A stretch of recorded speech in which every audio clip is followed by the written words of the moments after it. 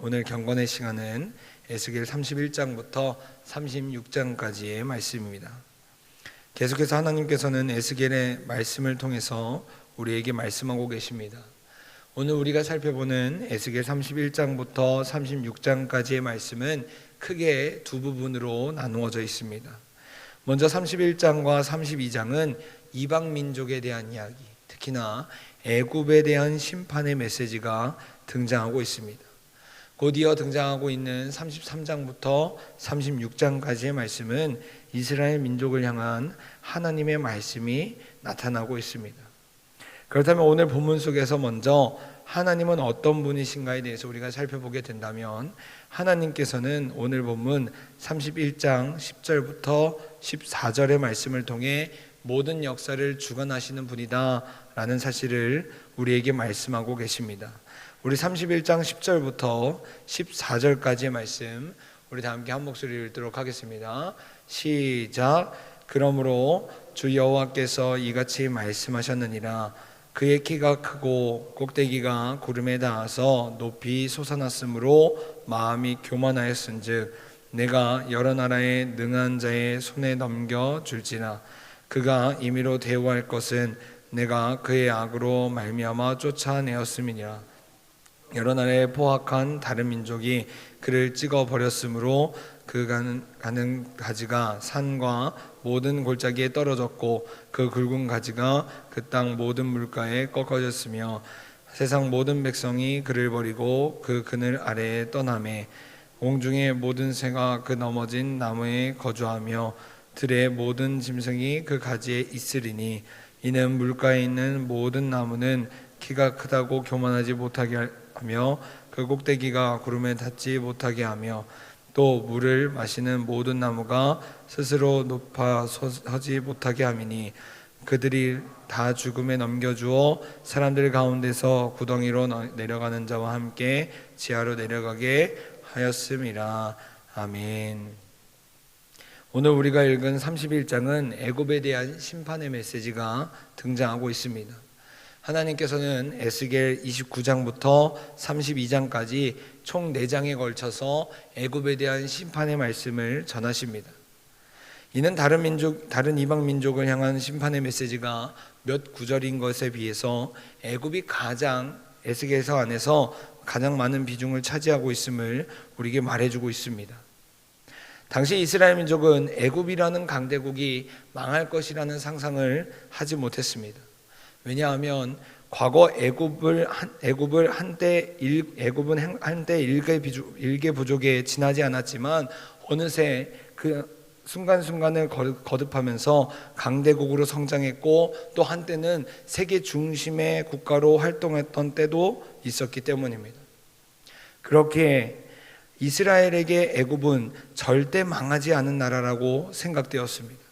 그러나 하나님께서는 이와 같이 해가 지지 않은 나라일 것 같은 애굽 역시 망하게 된다라고 분명하게 말씀하십니다.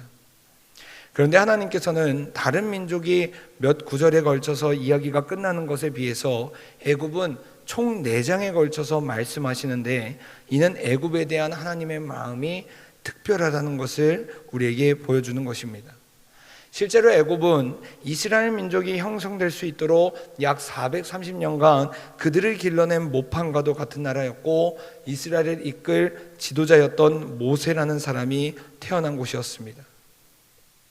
이에 따라 하나님께서는 애굽을 향해서 여러 번에 걸쳐서 그들의 죄된 모습을 말씀하시면서 하나님께 돌아오라고 계속해서 말씀하셨습니다. 그러나 애굽은 그 하나님의 말씀을 듣지 않았고, 하나님께서는 애굽이 망하는 이유가 바로 이와 같이 하나님의 말씀을 듣지 않고 그들의 마음대로 살았던 교만한 때문이다 라고 말씀하셨습니다. 그리고 이러한 애굽의 교만을 깨닫게 하시고자 오늘 우리가 읽진 않았지만 31장 전반에 걸쳐서 하나님께서는 아수르와 애굽을 비교하면서 그들의 교만함에 대해서 말씀하셨습니다. 오늘 31장 상반부에서는 중동 패권을 장악하고 북이스라엘을 멸망시켰던 아수르의 모습에 대해서 레바논의 백향목과 같고 아수르의 사람은 아름답고 키가 크며 크게 번성하였다라고 말씀하고 계십니다. 또한 그들의 아름다움이 능히 가려지지 않을 만큼 너무나 아름다웠다라고 하나님께서 말씀하십니다. 그래서 그 아수르에 많은 나라가 붙어 있어서 모여 살았던 그 모습에 대해서도 말씀하십니다. 하지만 그렇게 영원할 것 같고 그 누구도 망할 것이라고 예상하지 못했던 아수르 역시 하나님의 역사 가운데 망하게 되었다라고 하나님께서 말씀하십니다. 사랑하는 여러분, 성경이 우리에게 분명하게 말하고 있는 것은 하나님을 떠나 죄악의 길을 계속 걷게 되면 온전한 삶을 살지 못하고 결국 죽을 수밖에 없으며 망한다라는 사실을 우리에게 분명하게 말씀하고 계십니다.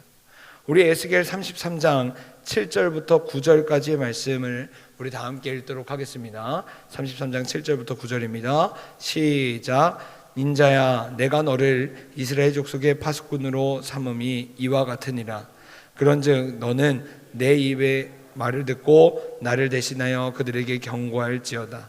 가령 내가 악인에게 이르기를 악인아 너는 반드시 죽으리라 하였다 하자. 내가 그 악인에게 말로 경고하여 그의 길에서 떠나게 하지 아니하면 그 악인은 자기 죄악으로 말미암아 죽으려니와 내가 그의 피를 내 손에서 찾으리라. 그러나 너는 악인에게 경고하여 돌이켜 그의 길에서 떠나라고 하되 그가 돌이켜 길에서 떠나지 아니하면 그는 자기의 죄악으로 말미암아 죽으려니와 너는 내 생명을 보전하리라. 아멘. 지금 애굽은 마치 하나님이 없이도 살아갈 수 있을 것이라는 교만함에 빠져 살고 있습니다. 자신이 지닌 영광, 그리고 과거 세계의 패권을 가졌던 기억, 잘 나갔던 그 추억을 바탕으로 자신의 영적 황폐함을 깨닫지 못하고 있다는 것입니다. 하지만 하나님께서는 레바논의 풍요로움도 최강의 군사력도 하나님의 역사하심 앞에 아무것도 지켜주지 못한다라고 말씀하고 계십니다. 사랑하는 여러분, 벼는 익을수록 고개를 숙인다라는 말이 있습니다. 우리의 신앙의 연수가 길어지면 길어질수록, 하나님의 은혜를 알아가면 알아갈수록 우리가 깨닫는 것은 정말 하나님의 은혜가 없이는 살아갈 수 없다라는 사실입니다. 지난 금요기도회 때 새로 부임하신 임대현 목사님께서 자신을 소개하실 때 하나님의 은혜 없이는 살아갈 수 없는 사람이다 라고 고백하신 것처럼 우리가 지금 살아감이 하나님의 기적이고 하나님의 은혜인 줄 믿습니다. 그러나 애굽은 이러한 사실을 깨닫지 못했습니다. 지금 내가 잘나서 지금까지 내가 살아왔고 열심히 노력해서 업적을 세웠다고 생각했습니다. 그로 인해 애굽은 자기 자신만을 믿고 살아가고 있습니다. 그러나 하나님의 심판 앞에서는 자신의 손에 쥐고 있는 것이 결코 자신을 구원할 수 없다는 사실을 깨닫게 될 수밖에 없다는 것입니다. 그렇다면 사랑하는 여러분, 우리는 지금 우리의 손에 무엇이 쥐어져 있습니까? 애굽처럼 금방 사라질 먼지와도 같은 것을 쥐고 있습니까? 아니면 우리의 모든 삶을 주관하시고 우리의 삶 가운데 역사하시는 하나님만을 온전히 붙잡고 계십니까? 바라기는 우리 모두가 우리의 삶을 주관하시고 이끄시는 하나님만을 신뢰하며 날마다 우리를 도우시는 그 하나님의 은혜 가운데 거하면서 살아갈 수 있길 간절히 바랍니다. 그리하여 하나님 앞에서나 다른 사람 앞에서나 애굽처럼 나의 모습, 나의 잘남을 드러내는 것이 아니라 오직 하나님의 은혜를 드러내는 삶을 살아갈 수 있길 간절히 원합니다. 계속해서 하나님께서는 오늘 본문을 통해 우리에게 성령님 안에서 굳은 마음을 제거해야 된다라고 말씀하고 계십니다. 우리 36장 26절부터 28절의 말씀을 우리 다 함께 읽도록 하겠습니다. 시작. 또 새 영을 너희 속에 두고 새 마음을 너희에게 주되 너희 육신에서 굳은 마음을 제거하고 부드러운 마음을 줄 것이며 또 내 영을 너희 속에 두어 너희로 내 율례를 행하게 하리니 너희가 내 규례를 지켜 행할지라.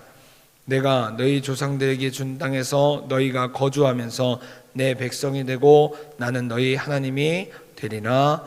아멘. 여러분, 인생의 많은 문제는 대부분의 경우가 우리의 마음의 문제 때문에 일어나게 됩니다. 불안, 염려, 걱정, 근심, 고민, 슬픔 등으로 인해 우리의 마음의 문제가 우리의 삶 속에 대부분의 영향을 주어 문제를 만들게 됩니다.